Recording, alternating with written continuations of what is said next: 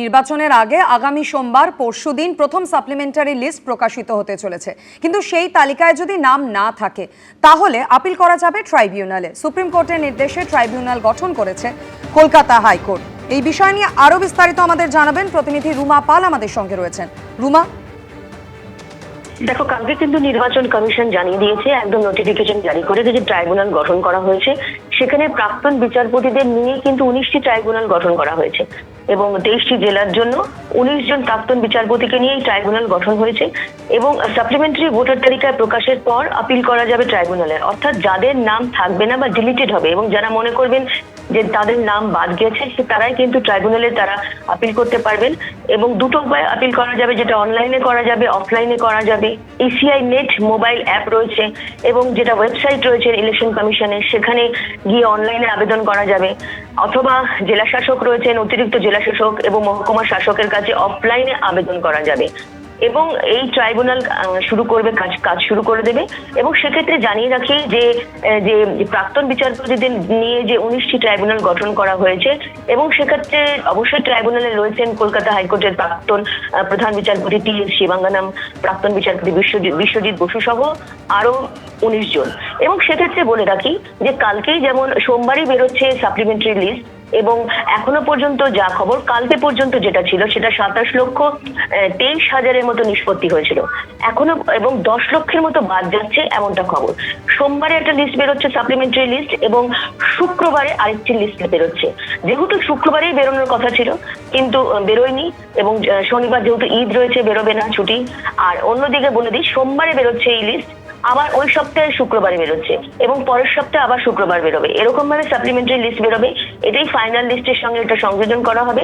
শুক্রবার পর্যন্ত 27,23,000-এর নিষ্পত্তি হয়েছে, এখনো পর্যন্ত আরো নিষ্পত্তি হবে।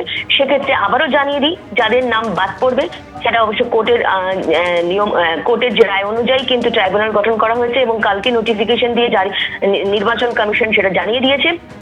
আরো একবার বলে দিচ্ছি, প্রাক্তন বিচারপতিদের নিয়েই কিন্তু 19টি ট্রাইব্যুনাল গঠন করা হয়েছে এবং 23টি জেলার জন্য 19 জন প্রাক্তন বিচারপতিকে নিয়ে ট্রাইব্যুনাল হয়েছে। অনলাইন অফলাইন দুটো ক্ষেত্রে কিন্তু আবেদন করা যাবে, যাদের নাম ডিলিট হবে এবং যারা মনে করবেন যে তাদের নাম বাদ চলে গেছে এবং তারাই কিন্তু অফলাইনে অনলাইনে তারা আবেদন করতে পারবেন। ধন্যবাদ রুমা। 28শে ফেব্রুয়ারি চূড়ান্ত ভোটার তালিকার সামনে এসেছিল, যেখানে 60 লক্ষের নাম বিবেচনাধীনের তালিকায় রয়েছে। ইতিমধ্যেই আপনারা জানেন যে কাজ শুরু হয়েছে নিষ্পত্তি করার, এবং যারা বিবেচনাধীন তাদের নজর কিন্তু রয়েছে সাপ্লিমেন্টারি লিস্ট কবে বেরোবে।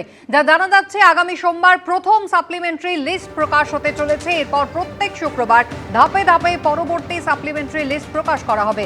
এখনো পর্যন্ত 27,23,000 জনের নিষ্পত্তি হয়েছে বলে সূত্রের খবর। এখনো প্রায় 33 লক্ষ নামের নিষ্পত্তি হয়নি বলে কমিশন সূত্রে জানা গিয়েছে। এর আগে মোট 60,06,675 জনের নাম ছিল নিষ্পত্তি না হওয়ার তালিকায়। প্রথম সাপ্লিমেন্টারি লিস্ট প্রকাশের আগে তা নিয়ে চলছে রাজনৈতিক চর্চা। তা ইলেকশন আসা পর্যন্ত প্রসেস কমপ্লিট হবে তো? এটা কি মানে জাস্টিস দেওয়ার নামে একটা ইলেকশন কমিশনের ইনজাস্টিস চলছে না? নরেন্দ্র মোদীর অফিস ফোন করে করে যাকে পারছে থ্রেট করছে। মমতা বন্দ্যোপাধ্যায় এবং তৃণমূল কংগ্রেস পশ্চিমবঙ্গের মানুষের কাছে গৃহীত, পরীক্ষিত এবং পরিত্যক্ত। বাঙালি আর মমতা বন্দ্যোপাধ্যায়কে বিশ্বাস করেন না এবং এইসব কথাবার্তা বলে যেসব বাজার গরমের চেষ্টা উনি করছেন এগুলো আর হবে না। এসবে মানুষ কান দিচ্ছে না, মানুষ এগুলোতে আগ্রহী নয়। মানুষ হচ্ছে ইলেকশনের দিন ঘোষণা হয়ে গেছে, কখন তিনি ভোটের লাইন ঠেলে গিয়ে ইভিএম মেশিনের সামনে দাঁড়াবেন, পদ্মফুল চিহ্নে বোতাম টিপে এই তৃণমূল সরকারটিকে বিসর্জন দেবেন। 26-এর নির্বাচন তৃণমূলের বিসর্জন। এবিপি আনন্দ, এগিয়ে থাকে, এগিয়ে রাখে।